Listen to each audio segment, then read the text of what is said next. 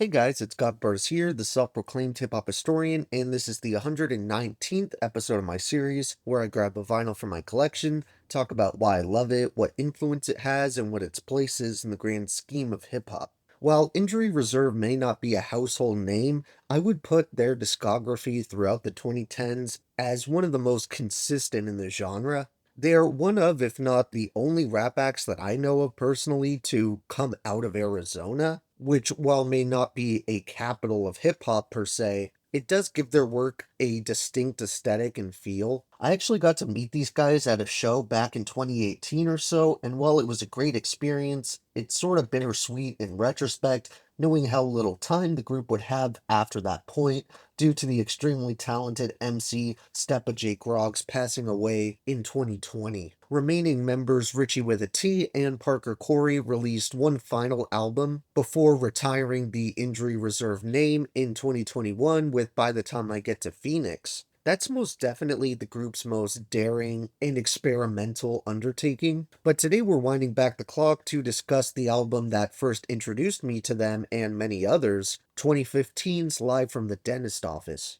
There's still a handful of projects in between this first album and that last one, and while you really can't go wrong with any of them, I listened to this one so much that even the few moments I didn't love on first listen grew on me over time. There's numerous admirable qualities about the group in general, but those especially apply to Live from the Dentist's Office, like their aversion to rapping about guns and drugs. This is something that they're extremely strict about, to the point you really never hear a bar about either guns or violence, unless it's them dissuading it, which is so commendable because anyone who thinks of raps is gonna inevitably come up with some gun bars, but these guys are going out of their way to avoid putting those on here, and to me that sends a much stronger message than the rappers who condemn that, then turn around and do the same thing. Both Richie and Groggs were extremely gifted MCs and writers, and they both have unique, expressive voices that complement each other just as well as they contrast. They never have any issue with staying on the same page topic wise, and they already are set up for success before they even open their mouths with Parker Corey's absolutely exquisite production. This dude is easily the most underrated producer the genre has had to offer over the last decade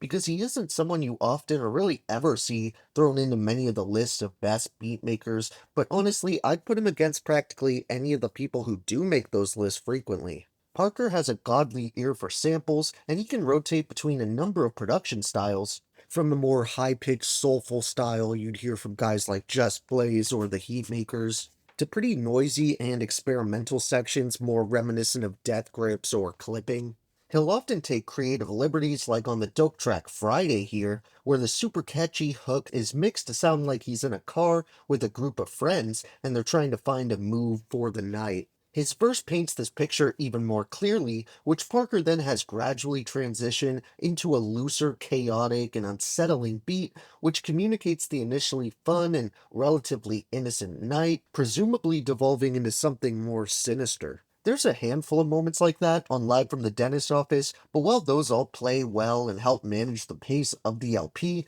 they definitely would find more room to experiment the further they got into their storied discography. There really isn't any project these guys have put out that sees them just hanging in their comfort zone. There's always risks being taken, be it conceptual, instrumental, or anything in between. I think one thing that makes Parker's production stand out so much is the attention to detail he exercises, going above and beyond what many of his contemporaries in the same field would do. A great example of this is on the second song on the track list, Whatever Dude, which comes right after the room-shaking intro that gets your blood pumping from the start. It instantly switches up the momentum by introducing a more laid-back and low-key beat, which once again is a perfect fit for the MO of that song, that being this carefree attitude where you make an effort to not let your potential shortcomings or problems define you as a person and hang over your head. This is also arguably the most relatable song to any aspiring rapper because anyone who's been in that position can empathize with Richie talking about the struggle of working a normal job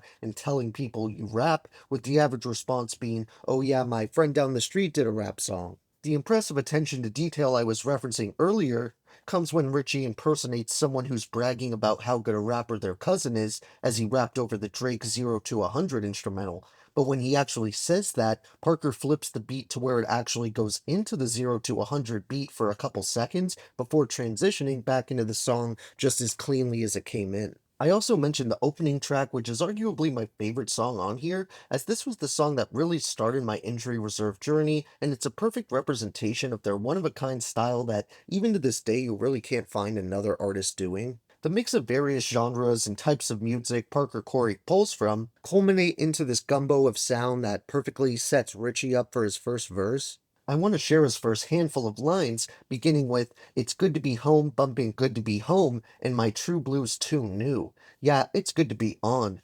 yeah, I'm on the clock, 'cause these raps haven't done shit but buy me a couple socks, and those get holy eventually, holy guacamole. I'm supposed to be the recipe or the key ingredient to what makes this shit deadly potent. Yeah, your flow kid is pretty much dead to me." And we're back with another one, like we're making a Tracy McGrady jersey. On the Rockets, and you know I can't stop it, Bridge has been rocking with flows that make fossils. If you're extra perceptive, you may have caught the references at the beginning of his verse to the super underrated LP by Underground Titan Blue, which is definitely another reoccurring practice throughout Injury Reserve's work. There's heaps of references to hip-hop greats, ranging from old Kanye lines being repurposed to somewhat questionable shoutouts to legendary acts like Little Brother, where honestly, I'm not the biggest fan of the slight that Richie with a T throws towards rapper Big Pooh, and I never really quite understood why he found it necessary, as well as doubling down on it on the No Jumper podcast. I understand where he's coming from in the way most of us can probably acknowledge that Fonte's the better lyricist of the two, but you could say a similar thing about the MCs in Injury Reserve,